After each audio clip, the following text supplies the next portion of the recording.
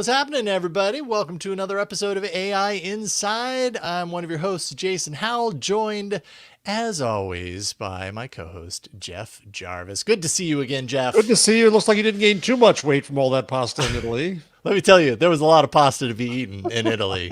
My youngest daughter, I'm pretty sure she probably matched the amount of pizza she's eaten in her entire lifetime in 2 weeks. Because I think there were many days where she had it breakfast, lunch, and dinner. It was like, I'll have a margarita pizza. Hey, when in Italy, I mean, that's just what you do, right? Exactly. Yeah, it's good to be Welcome back. I back, missed. friend. Yeah, thank you. I missed having the opportunity to talk with you about the news and everything. We had some No, great you didn't. You had a episodes. great vacation. Admit it. That's fine. Now you're back and you're in the grind. It's Well, okay. I had both things can be true at the same time. I and really enjoyed stepping out, but as we were talking about in pre-show, when you do a podcast, and I've done this long enough to encounter this time and time again, you step away from the topics. Stepping back in is always a challenge. It's like you have to catch up, and so I don't know that I'm fully there, but well, you're the pro to today and usually, but you're the one that's been connected to this stuff ongoing for the last 3 weeks, so you can tell me how it's going this time. Anyways, it's good to see you, Jeff. Before we get started, big thank you to those who support us directly on Patreon. You know who you are, and if you don't, well, that's probably because you're not a patron yet, and you should. Patreon.com/AI Inside Show. Like Anthony Downs, one of our supporters, you can support us directly and make sure that we continue to do this show each and every week like Anthony is. We really appreciate your support. Okay. This week, we are going to have a little bit of a flashback to the previous incarnation of AI Inside when I worked at twit.tv. Jeff and I were basically trialing this show for a number of months and kind of building what it would be. And we had the opportunity to talk with an impressive person, today's guest, in fact, Dr. Émile Torres, who is philosopher, historian, has a focus on existential risk and human extinction, of which there is plenty of fodder right now, unfortunately. My goodness. Not sure why you did that to yourself, Émile. That's got to be hard sometimes, but you last year published the book Human Extinction: A History of the Science and Ethics of Annihilation. And I mean, I could go on. Collaboration with Dr. Timnit Gebru. Basically, y'all coined the term TESCREAL, which comes up on the show so often. So, Émile, it's great to have you back. Although on this show you haven't been on. At Twit you were, but anyways, it's great to have you here, Émile. Thank you for joining us. Thanks for inviting me. Yeah, absolutely. Yeah, wonderful to be here. Yeah, it's really great to talk with you again. And when I reached out, I think like a month and a half ago, you had mentioned that you had an FAQ on the TESCREAL bundle coming soon. Mm-hmm. And so we decided, hey, that's a really great opportunity to bring you on. And then, of course, I went away to Italy, so it had to delay a little bit. But just last month to your Substack, that's xriskology.substack.com. Hope I got that right. The TESCREAL bundle FAQ hit the site, hit your Substack. So we're going to talk a little bit about that today, because I know people, hear us talk about TESCREAL, and we talk about it in bits and pieces. But I feel like when it comes down to it, you're one of the people that's really driving awareness around this, and like I said, you coined the term TESCREAL, so you of all people are the right person to talk about this. So why don't we start with the basics, and then we'll get into a little bit about what's in the FAQ and go from there. I know we covered this a little bit previously, but for those who didn't watch, what is TESCREAL? We'll just start with the simplest question. Or is that simple? I don't even know. Yeah, it's relatively speaking, it's simple. Yeah. So the concept of the TESCREAL bundle, this was the result of a collaboration that I was working on with Dr. Timnit Gebru, a computer scientist, used to work at Google. And we were specifically trying to understand what are the various ideologies that have shaped and are driving the current race to build AGI, or artificial general intelligence. And in the paper, writing the paper, we found to be somewhat unwieldy because we could not talk about the origins of the current race to build AGI without mentioning these 7 ideologies. And so at some point, I proposed the acronym TESCREAL in order to economize our speech and streamline our conversation so that we weren't just listing these 7 ideologies, which are represented linguistically by these quite large polysyllabic terms like transhumanism and singularitarianism and so on.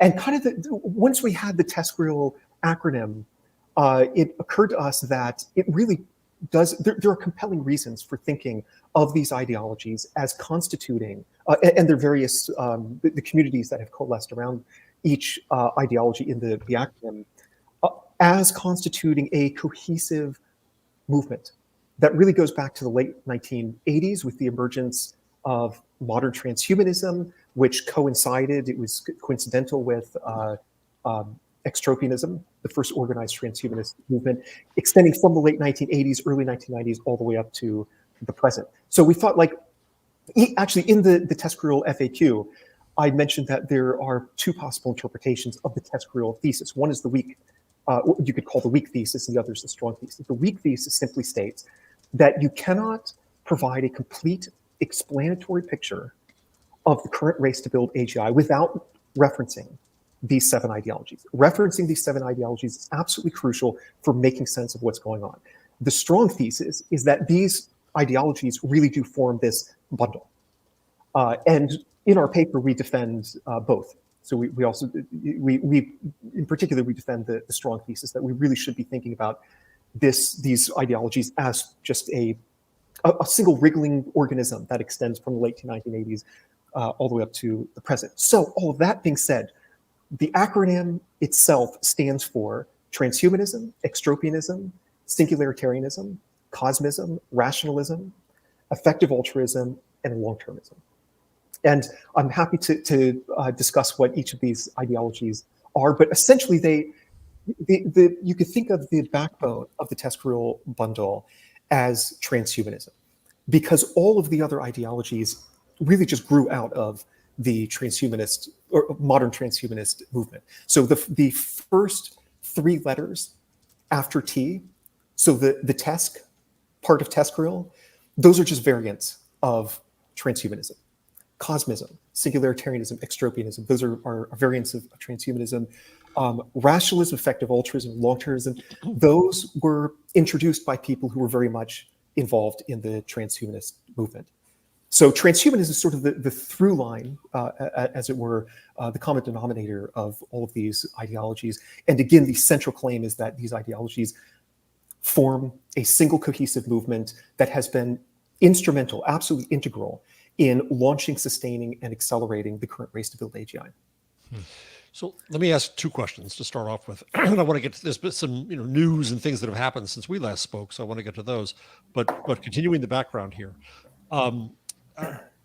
if you could also explain, well, first, AGI, artificial general intelligence, the belief that the machine will be made to outdo our capabilities on a general basis. I, for one, think that's BS. It's not going to happen. I'll be eager to hear, if there's where you think that is on a scale of possibility. 2 is that this is all related to what people have probably heard more about is doomerism, the doomsters, the people who think that this AGI could get so out of control, it could destroy us, and a few people have the wisdom, having made it, to control it, and we should give them power and money. But the third thing I'd like you to address in that is how, and I think this is so critical for people to understand how all this relates to eugenics. When I try to scare people about what this stuff is, and I say, listen, it's not just a bunch of crazy geeks saying they're all powerful. It's got this larger agenda of making the new Ubermensch. And so if you don't mind extending your background for just another minute, if you could hit on those things, Émile. Sure. Yes. I mean, fantastic questions. In terms of possibility, my focus these days is mainly on the us philosophers would say the normative question of whether we ought to build AGI, as opposed to the question of whether or not it's even possible. So one of the claims that Gabru and I make in our article is that AGI is inherently unsafe. because it's an unscoped system. So if you want to apply established standards of risk assessment to a technology, you need to first have a clear definition of what that technology is and what it's supposed to do. So like the computers that we're using right now, like they're well scoped. They have particular functions and so on. Once you understand those functions, you can apply these norms, these standards of risk analysis to determine how safe or unsafe the technology is. AGI is not like that. It's this godlike system that will be able to perform at or above human level in terms of intellectual capabilities in every cognitive domain of interest: mathematics, social persuasion, scientific innovation, art, creativity, and so on and so on. So it's just an inherently unsafe. I don't know if it's possible. Maybe it is. Like Gary Marcus, for example, makes the argument that the large language models that are powering ChatGPT and various other chatbots, a lot of the image generation technologies that we have out there, these LLMs are an off-ramp to the road to AGI. So in fact, he tweeted, I believe just today, that he believes AGI will be built at some point, but not as a result of just scaling up these large language models. So my point of mentioning that is there's a variety of different views. My own opinion is like, I don't know, maybe AGI is possible. But again, I'm much more interested in the question of whether or not we should be trying to build AGI in the first place. Actually, this ties into the second question about doomerism. There are sort of two camps within the TESCREAL movement. There are the doomers and the accelerationists. Right. And it's not, there's a spectrum that separates them. So people can fall, anywhere along the spectrum in between those two extremes. I think the important thing to recognize is that all of the doomers, at least all of the most influential and prominent doomers within this TESCREAL tradition, they are not opposed to building AGI. They're opposed to building AGI in the near future. And so, Elias Yudkowsky, maybe the most famous AI doomer out there. Jan Tallinn would be another example, co-founder of the Future of Life Institute, and so on and so on. All of these individuals want AGI, and they want AGI as soon as possible. They just believe that we're not sufficiently prepared to build systems that are at or above human level intelligence. So above human level intelligence, that would be referred to as superintelligence, sometimes abbreviated ASI for artificial superintelligence. So you've got AGI, which is a broad class, and then you've got ASI, which is a subclass of AGI, right? Because AGI would include human level. ASI is just superhuman intelligence. So all of these individuals want AGI. One way to think about the situation and what motivates the doomer narrative, the doomer movement within the TESCREAL community, is that you have AGI capabilities research. So the capabilities research is focused on trying to build an actual system that does outperform humans in virtually all cognitive domains of interest. And then you've got AGI safety or AI safety. And this is a field that emerged directly out of the TESCREAL movement that is trying to solve a problem that's sometimes called the value alignment problem or the control problem. So if we create a system that is super intelligent, how exactly do we get it to do what we intend it to do? So this is the alignment problem. If we ask it to eliminate cancer, all cancer in humans, maybe being extremely clever, but also very sort of single-mindedly focused on this one particular goal, the ASI goes out and just kills everyone. Because if you kill if there are no more humans, then there's no more human cancer. Yeah. Okay, so then you add a constraint that says, well, don't kill everyone, and so it goes, okay, I'll just kill most people around the world, but I'll leave 1 million people in like a pen, and I'll cover the rest of terrestrial Earth with laboratories to try to cure cancer. And you go, okay, that's not what we want either. So you add another constraint. And the point of this exercise is that you can go through this iteratively over and over again, keep adding constraints. And then once those constraints are added, sort of figure out other ways that there could be catastrophic unintended consequences. So AI safety is trying to figure out this problem of how it is that we code into the system a set of values that aligns the behavior of the ASI with what we want for the future of humanity. And so you've got AI safety and AI capabilities, or AGI safety, AGI capabilities. Right now, if time goes this way, you've got capabilities that are here. Let's say this is the AGI finish line. That's where we get AGI. You've got capabilities research here, and you've got AI safety research here. And so the claim is that if the capabilities research crosses that finish line before AI safety research does, then you get, by default, a catastrophe. Meaning probably everyone on Earth dies, because there will create this technology that is extremely powerful, that has agentic properties. So it's an agent in its own right. That makes it qualitatively different than any other kind of technology. There's no way to control it at that point. It's thinking 1 million times or more than 1 million times faster than we are, which means that when it looks out at the world, it sees us as essentially frozen in time. So maybe we're like struggling to go unplug the machine, but the 2 seconds it takes for us to unplug the machine, that in terms of subjective time for the ASI, that's like 200 years. So it's got all the time in the world to like figure out how to prevent us from actually unplugging it.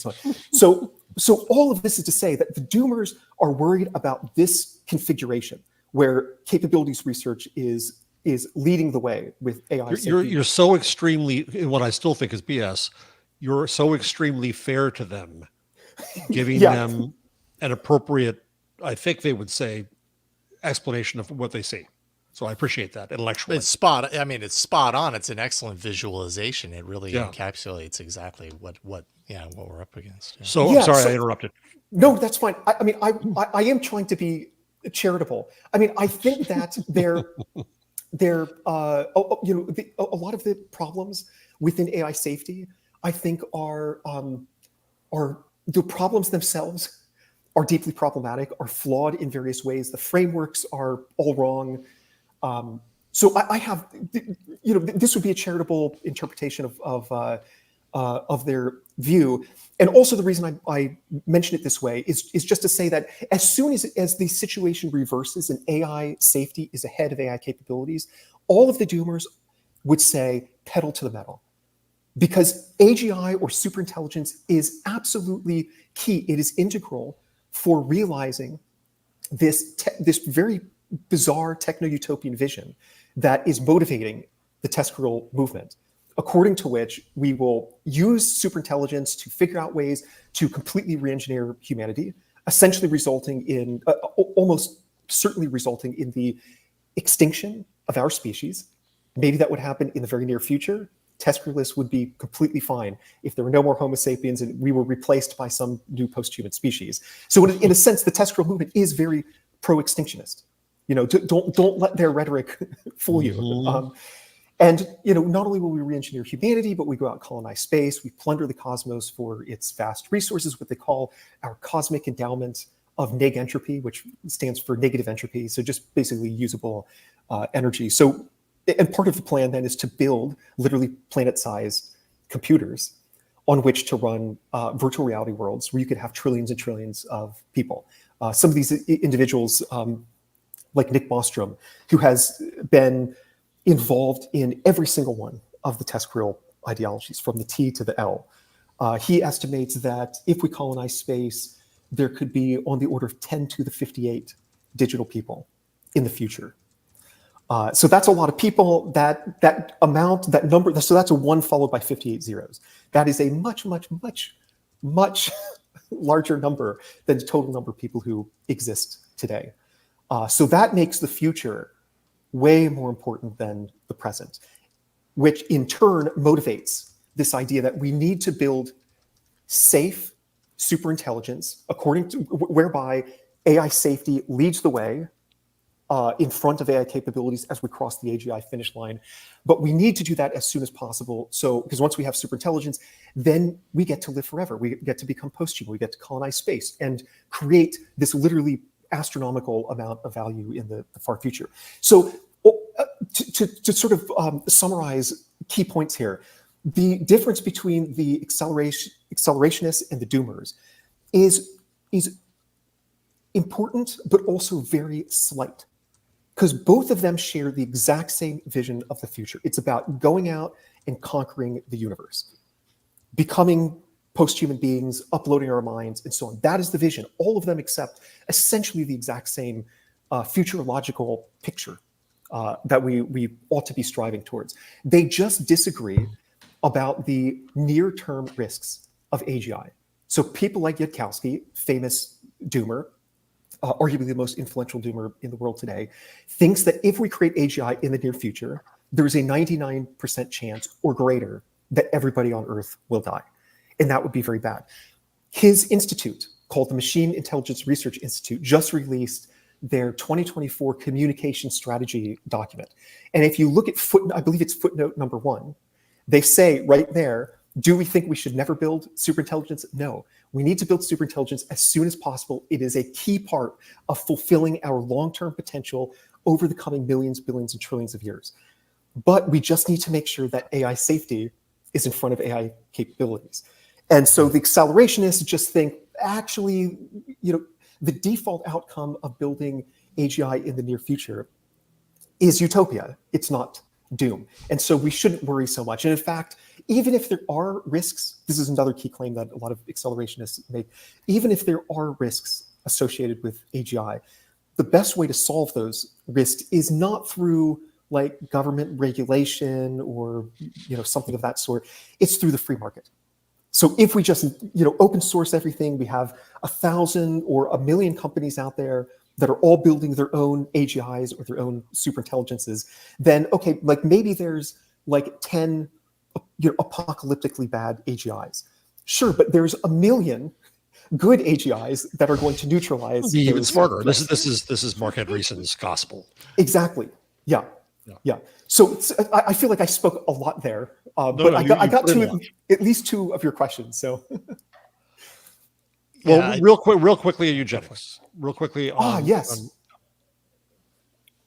So I would say that maybe the first thing to note is that eugenics is this idea that there are ways of traditionally ways to alter the reproductive patterns of a population to improve humanity. This idea, it goes back to the very origins of the Western tradition.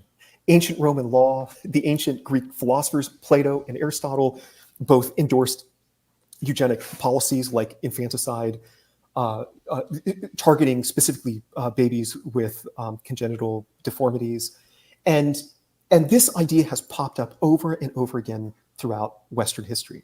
In the decade after Charles Darwin published On the Origin of Species, 1859 was when he published that. I think it was exactly 10 years later, if I'm remembering correctly, his half-cousin Francis Galton published a book called Hereditary Genius, which introduced the first quote-unquote scientific version of eugenics, whereby he was using Darwin's theory of evolution by natural selection to argue that we should be able to use something like natural selection, a kind of artificial selection, to encourage the best, the most fit individuals to reproduce more while preventing individuals who are the least fit, quote unquote, from reproducing. And then over, transgenerationally, over many generations, the human population will improve. Our health will improve, we'll become smarter and so on. And so this was so-called scientific eugenics. Eugenics was hugely popular among both sides of the political spectrum, particularly in the early 20th century. Progressives loved it. Fascists loved it. The Nazis, of course, made it quite famous and dreaded. I mean, they've sterilized, I think, 400,000 people or so in Germany. So all of the reason I'm digressing here is to say that eugenics goes back to the beginning of the Western tradition, and it's never gone away. And so consequently, there were two French scholars who talked about the eternal return of eugenics. And one of the claims that Gebru and I make is that the TESCREAL movement is just the most recent iteration of the eternal return of eugenics. So transhumanism itself is a version of eugenics. That is uncontroversial. You can go to the Stanford Encyclopedia of Philosophy, look it up. It's a kind of eugenics. And in fact, it was developed in the 20th century by some of the most prominent eugenicists in the Western world, like Julian Huxley would be a prime example.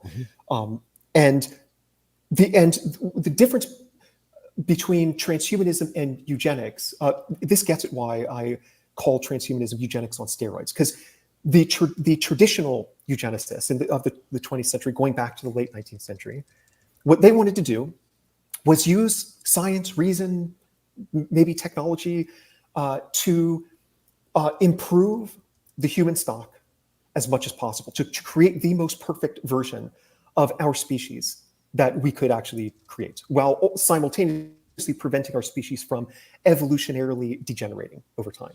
Transhumanists like Julian Huxley said, why stop there? Why stop at perfecting humanity? Why not transcend humanity? Why not create? He didn't use the term posthuman, but he was employing the concept in arguing that we should just transcend humanity entirely and just become a new superior species. And so this idea then combined with the fact that there were breakthroughs in certain fields of technology in the second half of the 20th century, from like the 1970s onwards, like genetic engineering. And so for the first time, people thought like, okay, if the eugenics on steroids, i.e. transhumanist goal, is to create this superior new species, call them posthumans.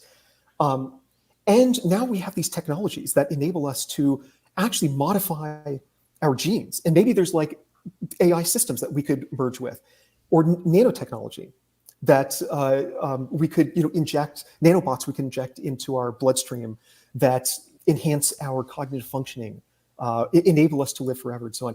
Then actually we don't need the old techniques of 20th century eugenics, where like forced sterilization and stuff that was aimed at changing population level patterns of reproduction. No, in a single lifetime, over a single generation, if you're talking about parents and children, we may be able to use these emerging technologies to radically modify ourselves. And so this is how modern transhumanism was born. It was this marriage between this eugenics on steroids idea of transcending humanity and the fact that these emerging technologies were being developed, and sort of the realization that, Ray Kurzweil calls them GNR technologies, genetics, nanotech, and robotics, which includes AI. These GNR technologies could enable us to just radically modify ourselves to become posthumans ourselves. And so one implication of this is that because all of the TESCREAL ideologies emerged out of the backbone that is modern transhumanism, all of these ideologies directly came out of a modern eugenics movement. All of them are infused and imbued by the legacies, the values, the ideas that are central to the eugenics movement. And so in a very, I think, really important sense, the entire AGI race, by virtue of being driven and inspired by the TESCREAL worldview, the entire AGI race is infected with. That's a good way to put it. It doesn't mean that it's essentially that, but it's infected by that. Yeah, I like that. Yeah. I mean, but I would say, once you start to sort of look around the literature surrounding AGI, I mean, there's just It's in it all. evidence. Yeah. It's in it all. I mean, It's there was integrated. one of the examples that got a lot of attention maybe a year ago or so was that some researchers published this article titled, I believe it was Sparks of AGI. The Sparks paper is how it's known. And it claimed that in GPT 3.5, GPT 4, you can find the evidence of general intelligence. That these systems are, actually getting us closer to the ultimate goal, the holy grail, which is human level intelligence.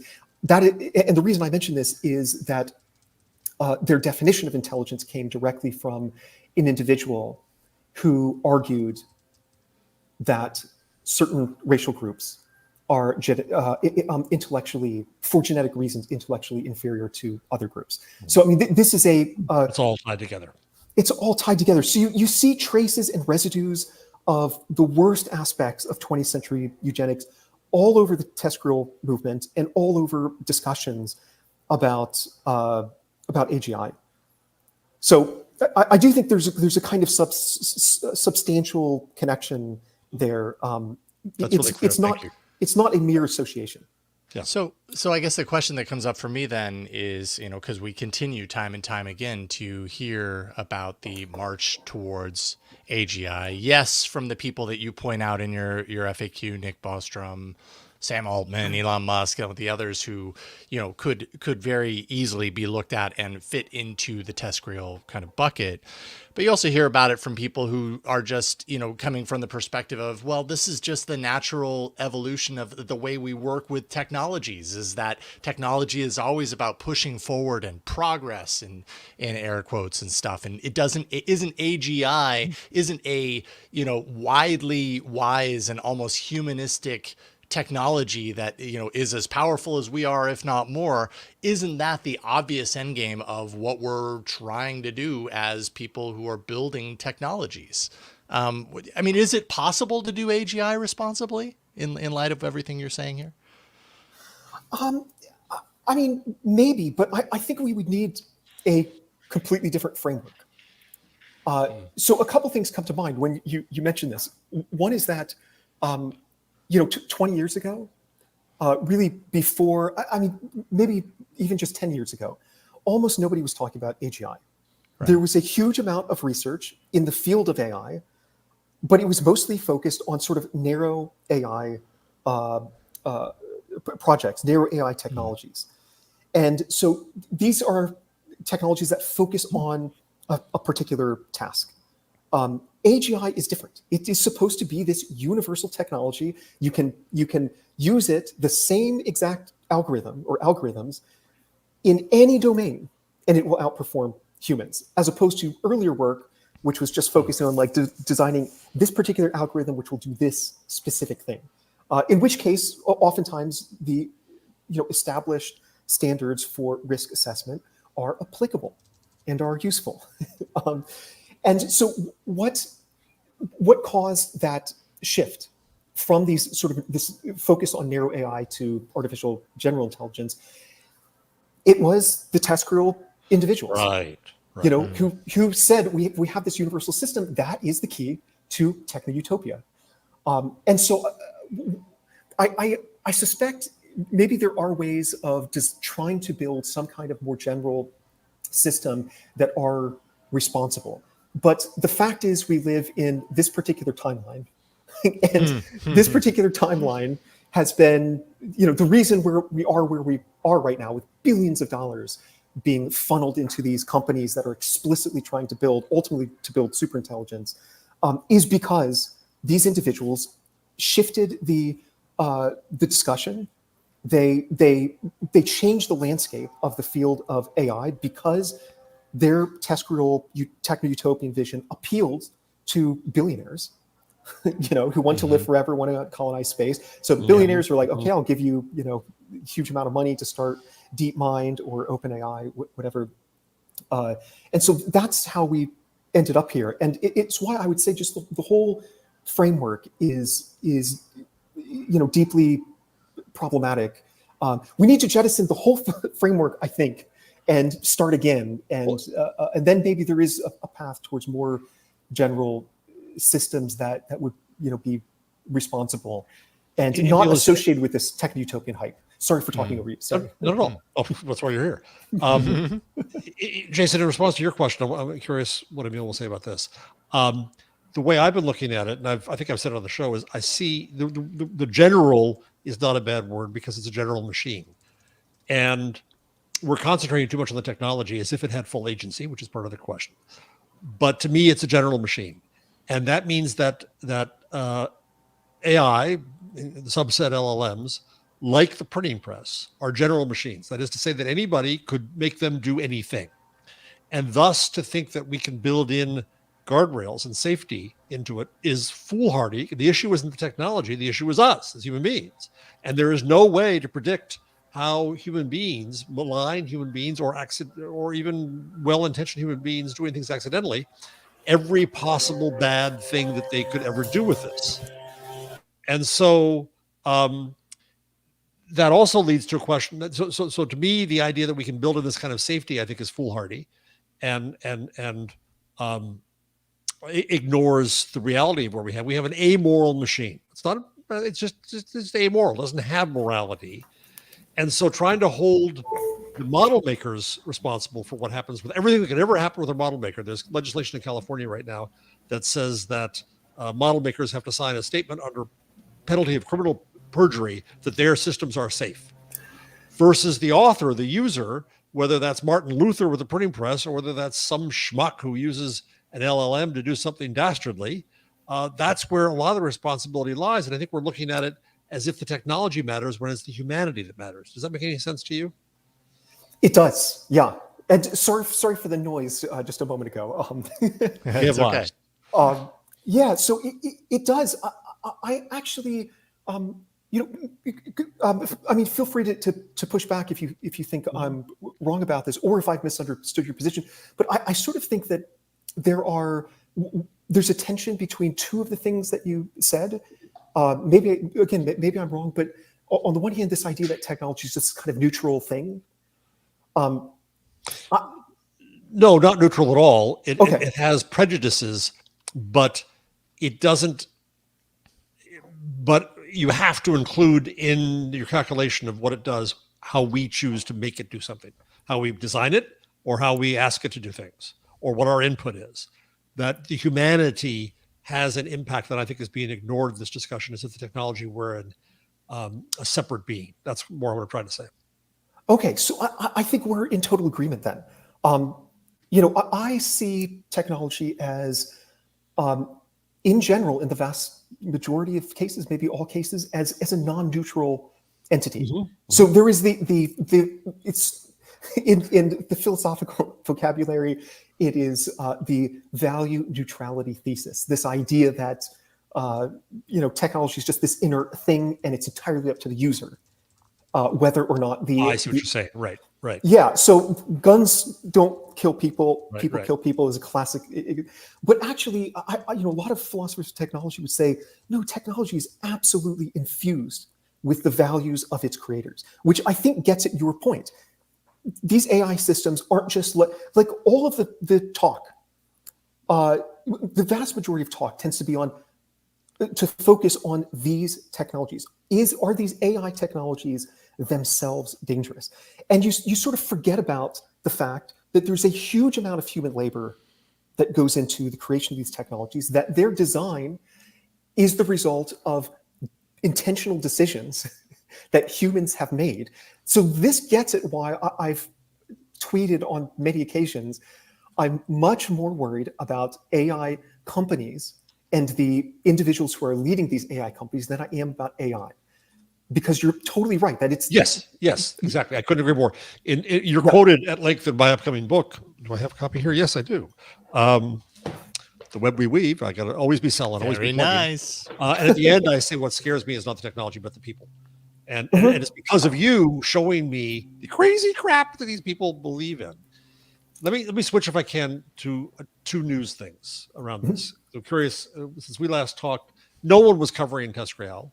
Mm-hmm. It was hard to get it into media. I think it's still extremely difficult to get journalists The New Yorker has done a big thing about the long-termists, and they just completely ignore all the bad sides that you pointed out. And, they can present somebody's view of the world. That's okay. But at least, for God's sakes, do the reporting. They're not doing it. They're not calling you. They're not quoting you enough, both you and Tim DeGibberu. Two quick news things.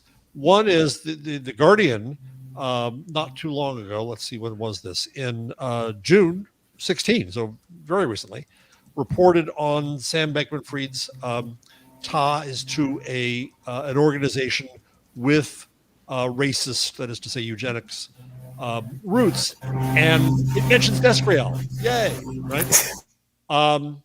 And the other thing that is the person you've already mentioned, who's kind of the philosopher king of the TESCREALists, Nick Bostrom, got ousted from Oxford, and his center there got defunded. Do you think that there's a little bit of traction around the reporting you've done here and awareness of this, or are these random events? I think there is growing interest in the idea and a growing recognition that this concept is important for understanding what's going on. I mean, I've said before that I think one of the virtues of the TESCREAL acronym, in addition to the fact that it presents the ideologies in roughly the same order that they emerged historically, but one of the sort of philosophical theories about what explanations are supposed to do is that a good explanation unifies. So a good, Darwin's theory of evolution by natural selection, there's just this vast amount of data out there, all these different phenomena, and it organizes them all under a single idea. So that is to say that I think the TESCREAL concept does that as well, because I've spoken to scholars on numerous occasions over the past year and a half, some of whom have gone to Silicon Valley and embedded themselves in these communities. And they've told me, like, yeah, I'm like, I know transhumanism is like, it's omnipresent in Silicon Valley. It's the water that these people swim in. It's the air that they breathe. And also like long-termism, but like how exactly does EA fit into that? Like long-termism is kind of a version of EA. And then there's the rationalist community, which is kind of a sibling community to EA. And there's a huge sociological overlap. A lot of people who consider themselves EAs are also rationalists and so on. And then when they heard the TESCREAL term, they were like, okay, that is so useful. It's just unified. It provides this unifying framework. It does. So I think that's part of the appeal. I think people are starting to recognize, like, oh, actually, it is useful in trying to make sense of where this AGI race came from, what's sustaining it, what is accelerating it. Half of the picture is, at least at this point, profit, right? But these AI companies are unique in the topography, in the sort of capitalist landscape that's the milieu that we're all in. Fossil fuel companies, they're motivated. How do you explain their behavior? Profit motive. And then you have pretty much a complete explanation. These AI companies, DeepMind, OpenAI, Anthropic, xAI, and so on. How do you explain their behavior? Well, profit motive is a part of the picture. Also, when capitalism becomes a religion with these overtones, it's hard to then beat it down. Yeah, absolutely. And so capitalism has become intertwined with, there's a sense in which the TESCREAL vision of the future is just techno-capitalism on steroids. Right. It's about going out, maximizing value, plundering the cosmos, colonizing, expanding, extracting, and so on and so on. And so, I think, TESCREALism is the other key part of the picture. And I think people are starting to recognize that, back in late 2022. So this was when long-termism was just starting to get some attention from the media. And that was because William McCaskill, co-founder of the effective altruist movement, had just published his book, What We Owe the Future. And he was on a Daily Show. He got coverage in New York Times, New Yorker, Time Magazine, and so on. So people were just sort of scratching their head going, what is this long-termist ideology? What, where did this come from? Like, what does it think we ought to be striving towards collectively as a species? And so I remember talking to a number of journalists, because I was in the long-termist community for 10 years. I mean, I was a true believer. I'm literally listed as I believe it's the 5th or the 6th, I can't remember, 5th or 6th most prolific contributor to the existential risk academic literature, which is, existential risk is the key concept within the long-termist movement. So I'm very proud of that. I have a certain street cred. So I talk to these reporters and I tell them, here's what the vision is. It's about re-engineering humanity, colonizing space, creating computer-sized, planet-sized computers to run virtual reality worlds.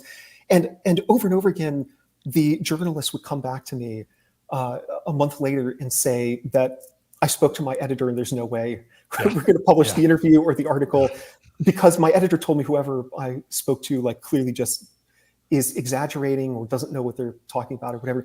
And then the end of the story is that invariably, there were probably like 5 cases like this, maybe more. 6 months later, I get those same journalists coming back to me saying, my editor told me, whoever you spoke to before, go talk to them again. Because we need to do a story about this. Because people just, once people had a bit of time to actually, sort of like listen to what Bankman-Fried and McCaskill and so on have to say, or actually read some of the papers that I had recommended that are canonical, really influential within the TESCREAL literature, they realize, oh, actually, I'm really not exaggerating. I'm not being hyperbolic at all. This really is the vision. So I think that's also partly why this TESCREAL concept seems to be gaining some traction. Now has a Wikipedia page, which is kind of nice. Yeah, which was taken down and is now back up. Yeah. I actually had a friend who's a postdoc at Stanford, and there was a undergraduate. He told me this a couple months ago. Undergraduate who walked in, who he'd never met, and they got to talking. And at some point, the undergrad said, "Can I ask you just kind of an odd, random question? Do you know what TESCREAL stands for?" And this is just some random kid at Stanford. So, yeah, the idea seems to be making the rounds. Hopefully, because it's again a useful framework. Well, Emile, I can't believe how much fun you make it talking about doom. Right. But it is intellectually fascinating. Yeah, captivating. Captivating is a good word, Chris. Yeah. I like I am actually like deeply pessimistic about the future, but there's a line that I heard a couple years ago, which is like, I'm pessimistic, gloomy, I'm pessimistic, hopeless, whatever, but that's no reason to be gloomy. That was the line. And I feel that might as well have a chuckle. So yeah, thank you for the nightmares and the chuckles together. There we go. Oh, all living harmoniously while they still can together. Emile, really appreciate you taking time again. Yeah, one of the questions that I had, which you totally talked about, was how far TESCREAL as an understanding has come since the last time we talked to you. Because definitely when the last time we talked to you, it felt like a terminology, and it was a terminology that was still pretty young. And I've certainly seen a lot more of it bouncing around the AI circles, that understanding of what it means, and you're the perfect person to talk about it. So thank you so much coming back with us today to talk about this. I have plenty of questions that we didn't have time to get to, so we'll have to have you back again.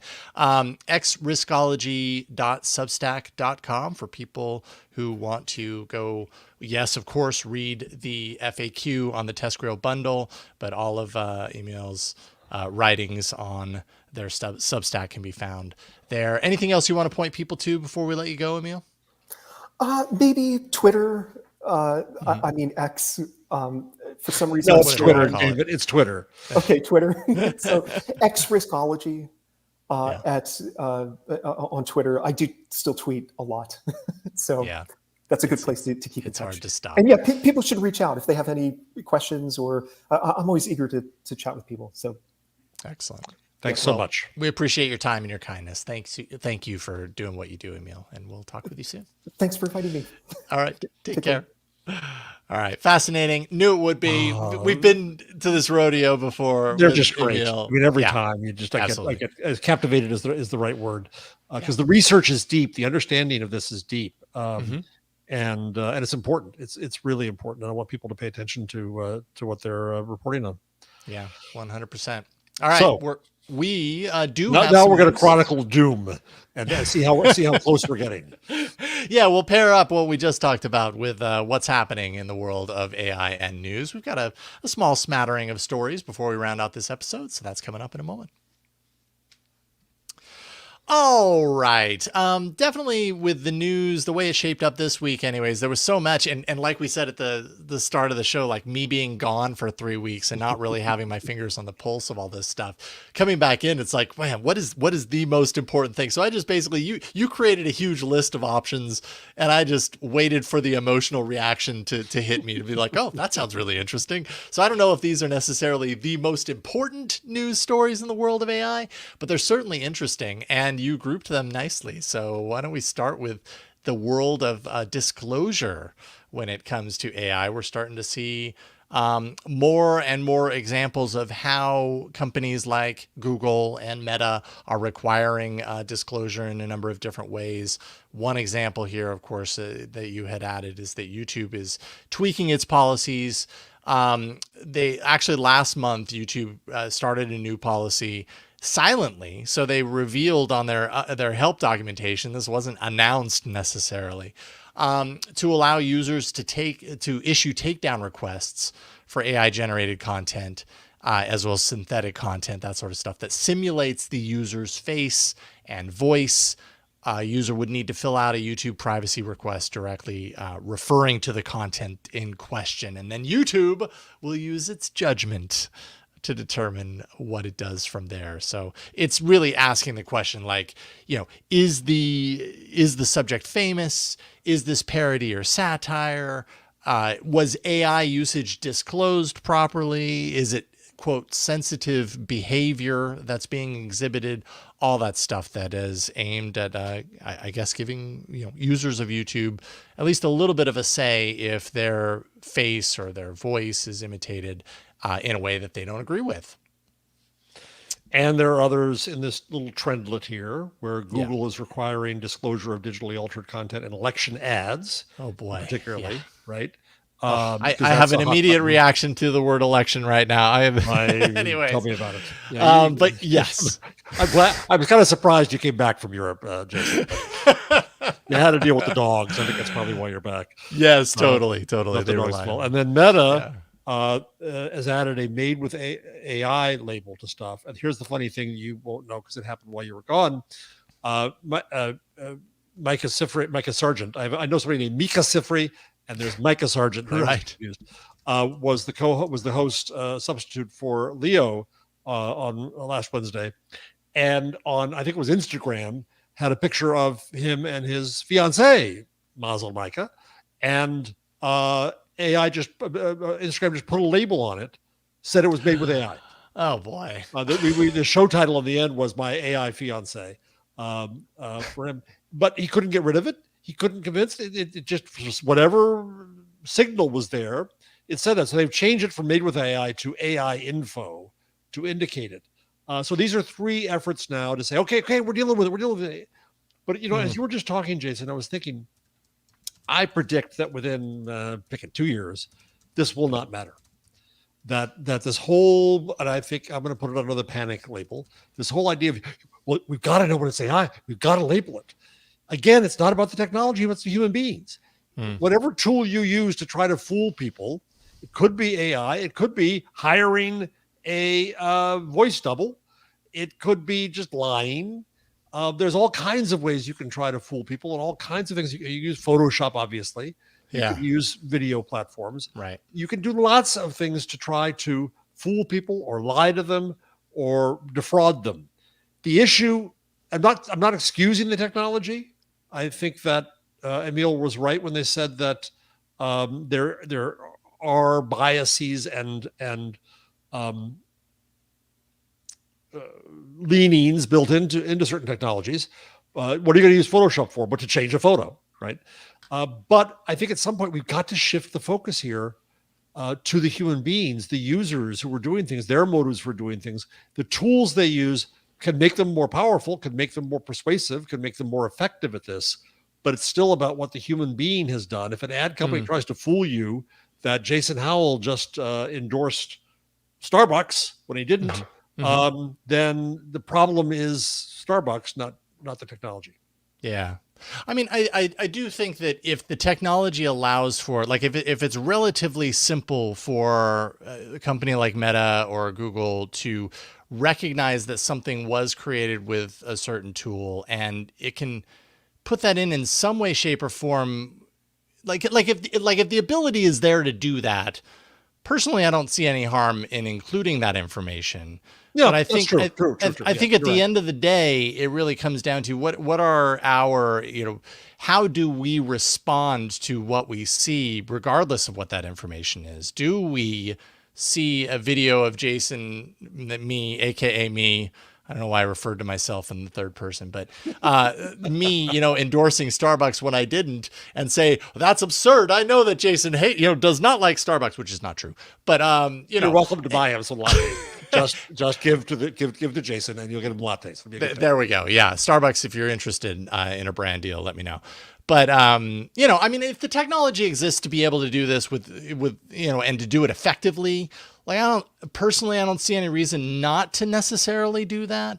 But to do that and expect that it's going to solve the problem, I think at the end of the day, that's what I have a hard time with. Like, it's great to spell it out, because for some people that's going to be enough. For some people that, because we've seen time and time again, some people are not the best judges of what is real and what is not. And, this kind of stuff it very easily fools a lot of people, I suppose, that I would think would be ridiculous, but other people fall for it. So I guess it doesn't hurt for that to be there. I just don't know how effective that's really going to be, and how much people care. Yeah. Well, it's like the damn cookie notices we get on every single site we ever go to because of the Europeans and the EU. Yeah. It becomes noise. Right. Yeah, oh, totally. And boy, while I was in Italy, I certainly saw my share of that. I thought it was bad over here. And I don't know if it was just, like, it might just be the same over there as over here as far as the notices. No, it's more over there, because when they some companies are smart enough not to ask you here in the US, but over in Europe, they all have to. Oh, you were also new to the domain, so even sites you've gone to probably had to reaffirm that you said, okay, cookies, fine. Right. Even though I feel like sites I go to all the time still ask me to do it. Anyways, it is, but the point being, it is total noise. It's like, I understand the intentions with this, but I don't think it's satisfying, the thing that it was created for necessarily. It just, you start to tune it out. It's just white noise, really. Yep, I agree. And then had another block here, a few stories about how AI is coming to the devices that we use, or maybe the devices that we haven't used yet, but might in the future, as is the case for me anyways, with the Apple Vision Pro.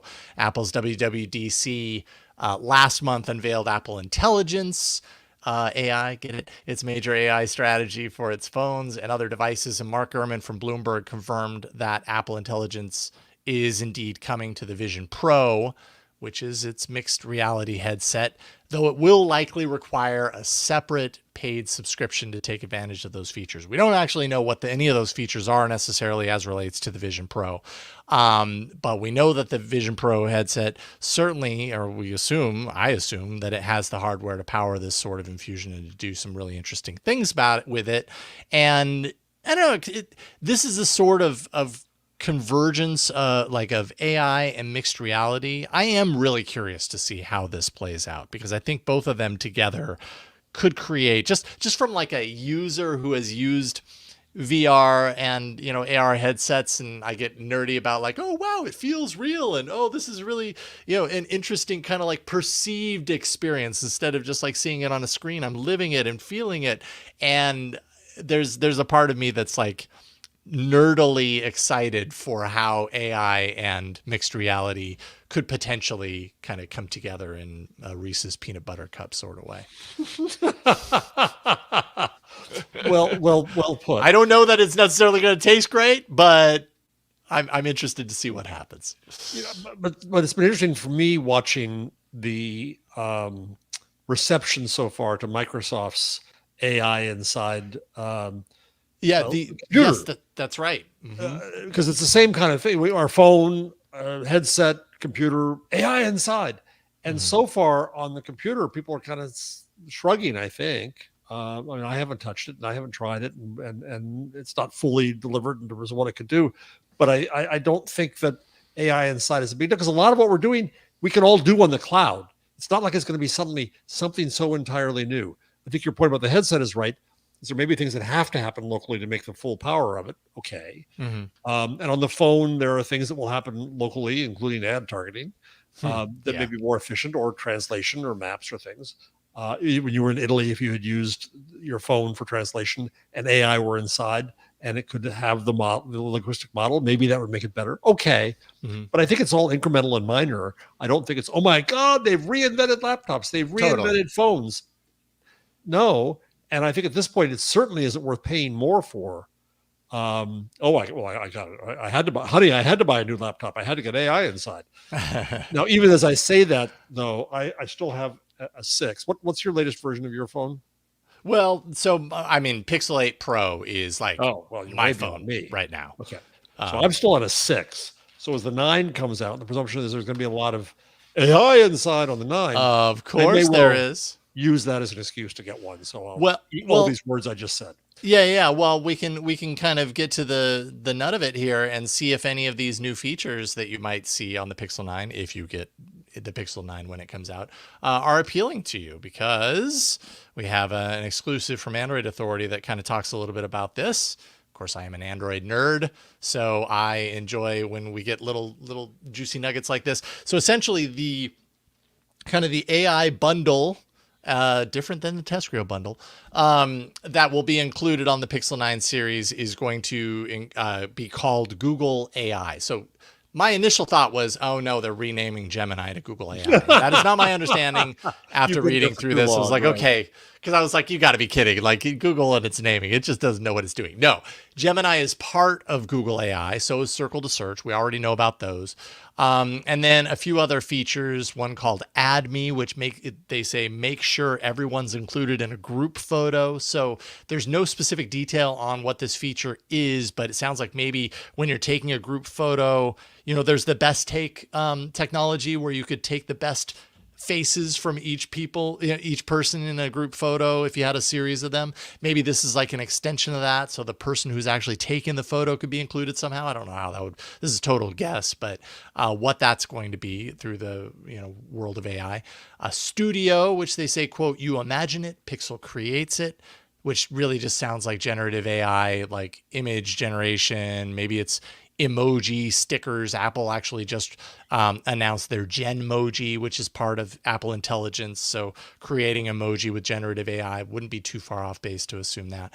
And then finally, something called Pixel Screenshots. And this says on this little kind of call out that Android Authority got a hold of. It says, find the info you need from your screenshots. When you take screenshots, I think they even have more about this. When you take your screenshots, it essentially is able to pull out details and information from the screenshot and allow it to be searchable. So, it could take a look at the information that you have embedded in there, summarize that information, answer questions about it, metadata, web links, app names, date taken, all that kind of stuff, which has some kind of similarity to kind of what you were alluding to, at least in part, Microsoft's recall for Windows 11, which does this on a system-wide level on PCs. It recognizes all the things that you use in your computer for and all the different images and whatever, and makes it all searchable. This is specific to screenshots, but and processed locally on device is my understanding. But any of these features roping you into the Pixel 9, or is this kind of like, no. Nope. Which I say with disappointment, because I want to say, honey, I had to buy it. Well, but your Pixel 6, well, my immediate reaction is you're a Pixel 6. It's time to upgrade. But I mean, Google does support their devices for longer. So if you don't need to, you don't need to. When did the Pixel 6 come out? Well, that's got to be 3 years at this point, right? Yeah, Pixel 6. It's ancient. Honey, it's ancient. Sure, she had her iPhone for 20 years.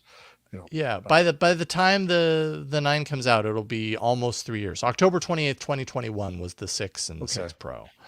So, all right, we'll see. But don't ask me. I get phones every couple of months to review and stuff. So I'm clearly not the everyday user at this point. I don't know what the right approach is there. And then finally, and I'm so happy you included some random things. I kind of put them in a different order because I thought I could link them up.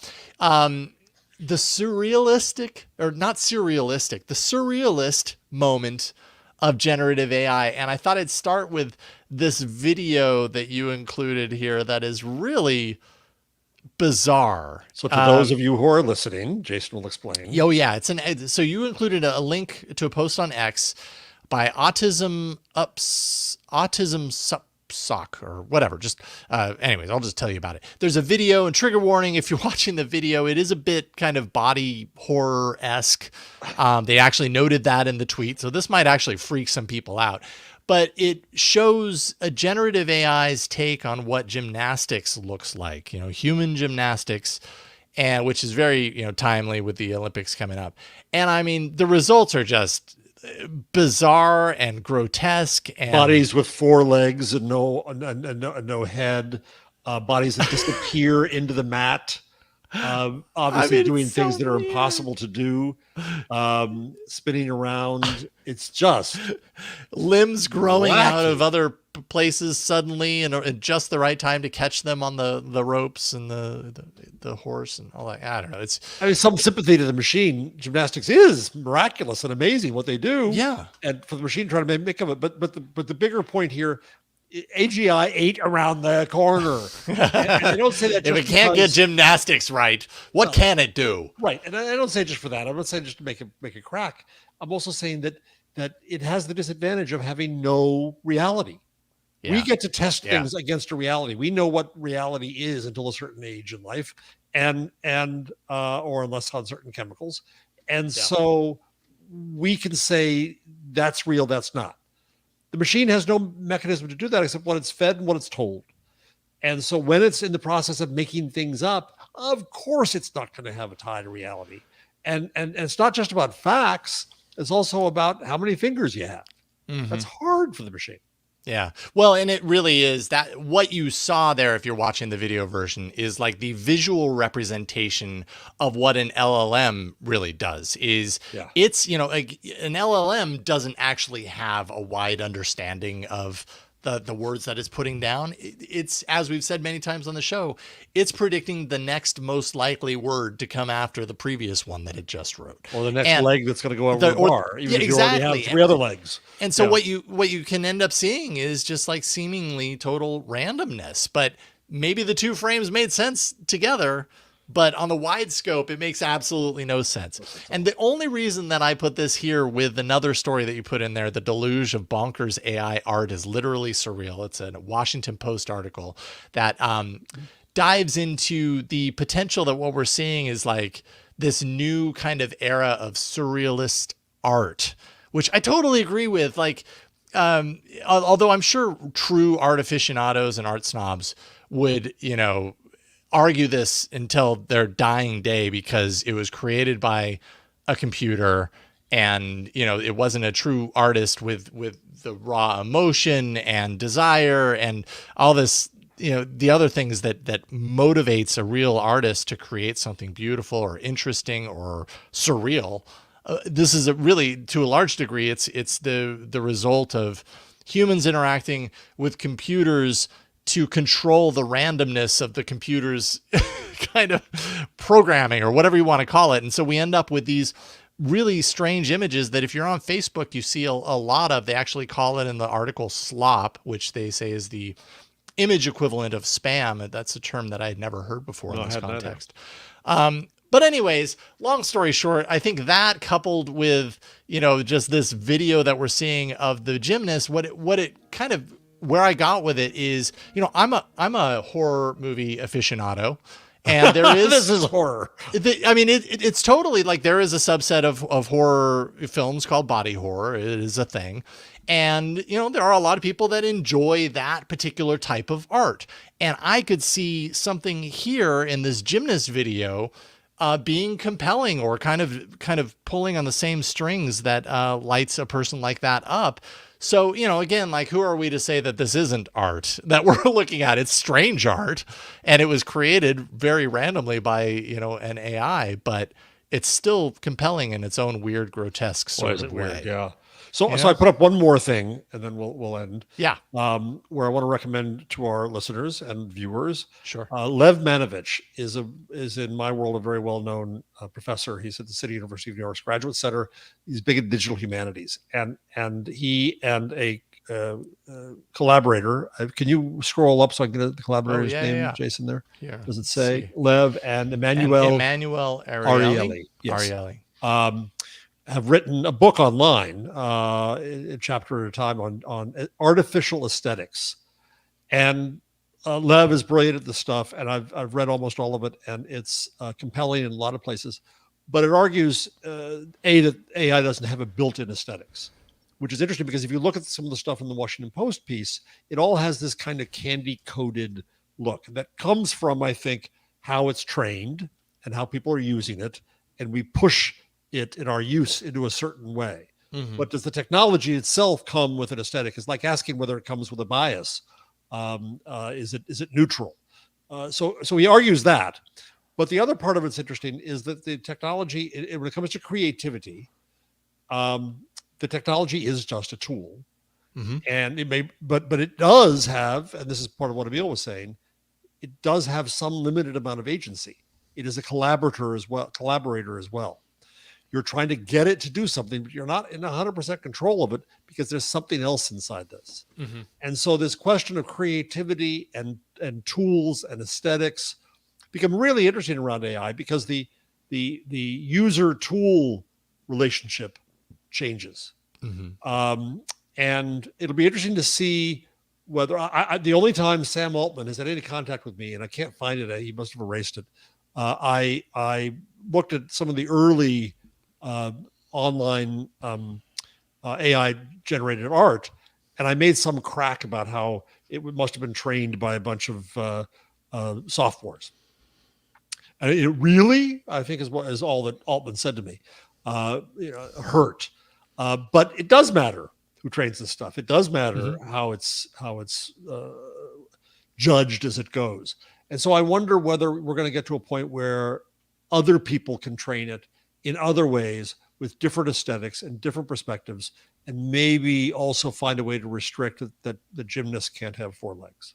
Yeah, yeah. I do think you're right. I think more people are going to explore this deeper, and you will find the people who really get it on an extra level that isn't just, you know, the slop that you come across on Facebook. Which, I mean, as throwaway as it is, or feels like when I see it, you know, to a certain degree, it is its own art form too. It's It just not an is. art form It I is. really dig, but you know, it works for somebody.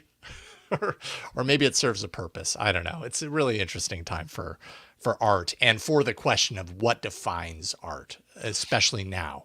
I don't do drugs because I'm too old and pathetic. But if you do, don't look at that video while you're on anything. I'm telling Yeah, you. no, It won't be that's good for you. probably a good point. Yeah.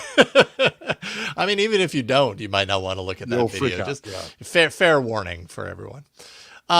Big thanks to our return guest, Dr. Émile Torres. Wonderful conversation about TESCREAL, and a great explainer on Spread some of the the things word that, about TESCREAL. When people start talking about artificial general intelligence and all that stuff, say there's another thing you need to know, and send them to Expresscology. yeah, exactly. And so thank you, Dr. Émile Torres. Thank you, Jeff. Gutenberg.com is the place that you can go, and you should. And you should stay tuned there, because not only can you get magazine and the Gutenberg parenthesis. Soon enough, the Web Wave will be Soon out. enough. The Web In the fall. show that again for video viewers. The Web Wave will be out in the fall. That's an eye-catching cover. It is. And Leo Laporte was nice enough to give me a wonderful blurb for the book, and I'm very grateful. Oh, that's great. That's awesome. I'm happy to hear that. Excellent. Can't wait. And then, of course, for this show, we record live usually every Wednesday at 11 a.m. Pacific, 2 p.m. Eastern on the TechSploder YouTube channel, youtube.com/@ TECHsploder. Last few weeks we haven't done live because it was pre-recorded. I was in Italy, but I'm back, so we're going to be doing it again. So just follow and subscribe on the TECHsploder channel, and you won't miss that. Like, rate, review, subscribe wherever you happen to listen or watch. Support us directly on Patreon if you want to make sure, and throw us a few bones every month so that we can continue to develop. We've got some ideas on different things we're working on to kind of expand on the show a little bit and see if we can offer a little bit more for you to get you through the door. That's patreon.com/AI Inside Show. And everything you really need to know about the show can be found wholesale at AIinside.show. That is it for this week's episode of AI Inside. Thank you so much for watching and listening. We'll see you next time. Bye, everybody. Bye.